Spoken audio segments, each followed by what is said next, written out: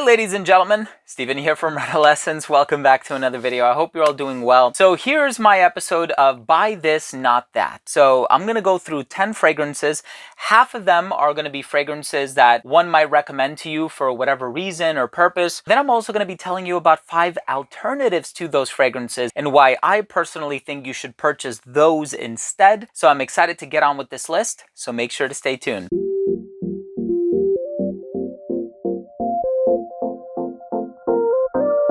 Now, before I begin this video on Buy This, Not That, and I tell you about these fragrance recommendations and why I think you should purchase some over the others, I do want to mention that if you are a fan of fragrance-related content, please do consider supporting this channel by subscribing to it. Make sure to enable all notifications by clicking on that bell icon, and of course, give this video a thumbs up if you take something of value from today's episode. So, of course, a lot of times we can get lost in all of the releases, both designer and niche. We'll walk into a department store and we're completely overwhelmed. And especially nowadays with fragrances costing $200, $300, some brands even more than that, we don't want to feel like we made a bad investment, right? We want to make sure that we purchase the fragrance that is going to suit us and our purpose well, and we don't want to ever regret our purchase and thinking that, oh man, maybe I should have purchased this one because it smells better, or it lasts longer, or it's more complex, or it's more in the vibe of what I was searching for to begin with. And so let me just go through this list, just fragrances randomly chosen from my collection, and I'll tell you what I think you should purchase as an alternative. So randomly, we're going to start things off with a brand new release. So you walk into a department store and you see this on the shelf and the sales associate sprays it for you and you smell it and you're like, oh wow, it's pretty good. So this one by Lacoste, I've actually reviewed this recently. Very easy to wear, fresh, bright, citrus heavy.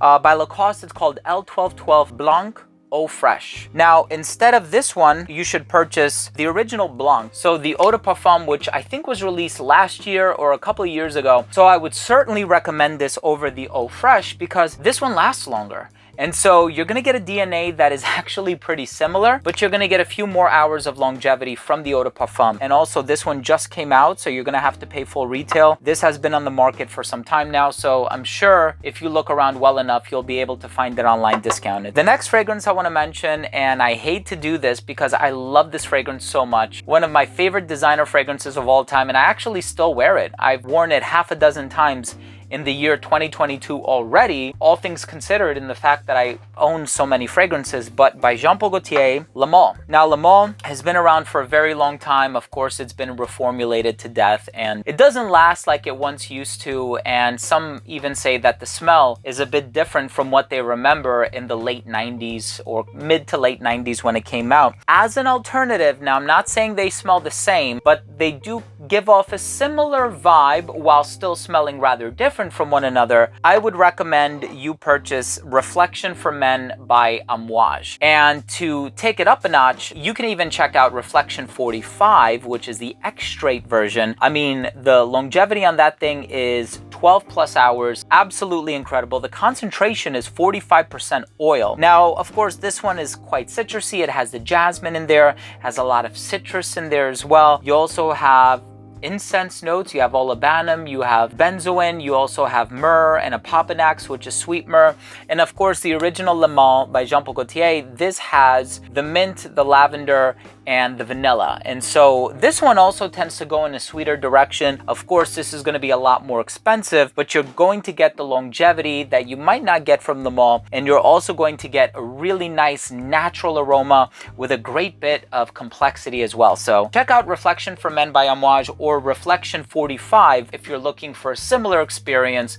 but one that is a bit more novel, if you will, because I think this is inevitably going to remind a lot of people in the mid-90s, and of course it doesn't last as long as it used to. Now, the next fragrance I want to talk about, really like this one. I was quite impressed by this one, and by Zara. It's called Warm Black. Now, this one, when I bought it, I think it was like 19 bucks or something like that. It was really, really cheap. And this is a 3.4 ounce, very warm, resinous, cinnamon, tobacco kind of a vibe. And you know what I'm going to suggest in its place.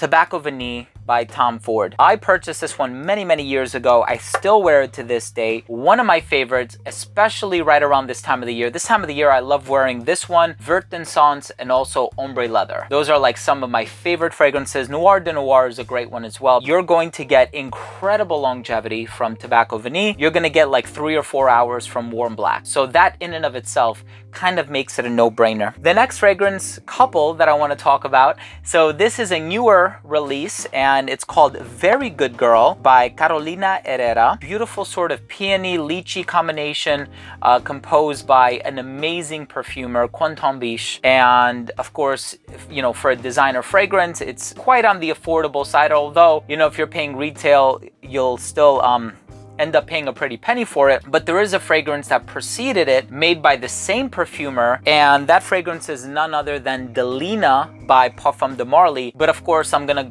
one up that, and I'm gonna recommend Delina Exclusive. Now with Delina Exclusive, you're going to get a similar experience to the original Delina, but this has the added vanilla in the base, and that makes it a bit sweeter, a bit warmer, a bit sexier, and more flirtatious, more of like a night out kind of a fragrance. You have the rose, the peony, the lychee. It's fruity, it's youthful, it's sensual, and it's absolutely incredible. So this one is more complex, this one is richer and fuller, and this one also lasts longer than Very Good Girl. Now, of course, this is also going to be more expensive, but I think it's worth the investment. If you like Very Good Girl, you're going to love Delina by Parfums de Marly. The next fragrance that I want to talk about, of course, is a fragrance that has become very popular. We've seen many flankers for it, and by Burberry. This is called Burberry Her. And of course, this is marketed for women, of course, but I see both men and women purchasing this one. Why? Because it's touted as a solid alternative for Baccarat Rouge by Maison Francis Kurkdjian, or I should say Baccarat Rouge 540. Now, here's the thing. It's the same perfumer. Francis Kurkdjian has made both Burberry Her and Baccarat Rouge, you know, before he became the in-house perfumer for Christian Dior. Now, this one has a lot more strawberry. The performance just isn't there. It has decent performance, but I don't think it matches the performance of Baccarat Rouge. If you want a better Baccarat Rouge alternative, which ironically enough was not composed by Francis Kurkdjian, it's by Banana Republic and it's called Rosewood Amore. This is actually a really good alternative to Baccarat Rouge that will give you performance that is comparable to Baccarat Rouge. Now, here's the thing. If you want something that lasts not 12 plus hours, like 24 plus hours, then I would recommend number 4, Après l'Amour by Thomas Kazmala. That stuff is beastly. I've never smelled a fragrance that lasts such a long time before, except for like Copper Skies by Kerosene and a few others, but that one is absolutely incredible. But if you want something a bit on the normal side of things, I would recommend Rosewood Amore by Banana Republic in place of Burberry Her, because I think it's closer to Baccarat Rouge, and I find that to be one of the reasons why so many people do purchase Burberry Her. But in any case, I hope you enjoyed this video. I hope you enjoyed my recommendations, and I hope you found some part of this video useful. If you did, please do consider showing your support by subscribing to the channel. If you have experience with any of these fragrances here, let me know what you think. Leave a comment down below. Don't forget to hit on that notification bell. This way, whenever I do release new top 10 videos or reviews on brand new fragrances, the videos will get delivered straight to your feed. You never need to worry about missing any of my future uploads. And of course, please give this video a thumbs up, as it will greatly assist with the YouTube algorithm. Thanks again for watching. Love you all. We'll see you tomorrow. Bye.